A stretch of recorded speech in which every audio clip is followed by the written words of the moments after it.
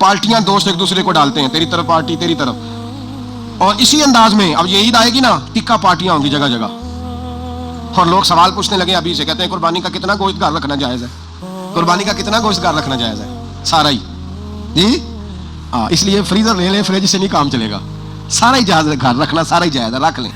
اور خدا کے بندے، قربانی وہ بندہ دیتا ہے جو سارا سال ہی گوشت کھاتا ہے، صحیح کہہ رہا ہوں؟ قربانی صاحب نصاب صاحب استطاعت بندہ دیتا ہے نا، تو وہ سارا سال ہی گوشت سارا گھر میں رکھنا بھی جائز ہے، لیکن سارا دے دینا بھی۔ تو جو آ رہی ہے اس پہ کیوں توجہ کرتے ہو، جو دوسرا جائز ہے اس پہ کیوں نہیں عمل کرتے؟ سارا تقسیم کر دیں، بات ختم ہوئی۔ یقین کریں، محرم میں جا کے دوست ٹیلی فون کر کے سوال پوچھتے ہیں، کہتے ہیں صاحب سنا ہے قربانی کا گوشت محرم میں کھانا جائز نہیں۔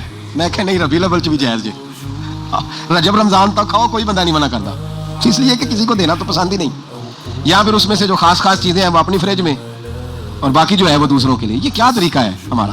اور اسی پہ عمل ہے۔ اللہ تبارک و تعالی ہمیں سمجھنے کی توفیق عطا فرمائے۔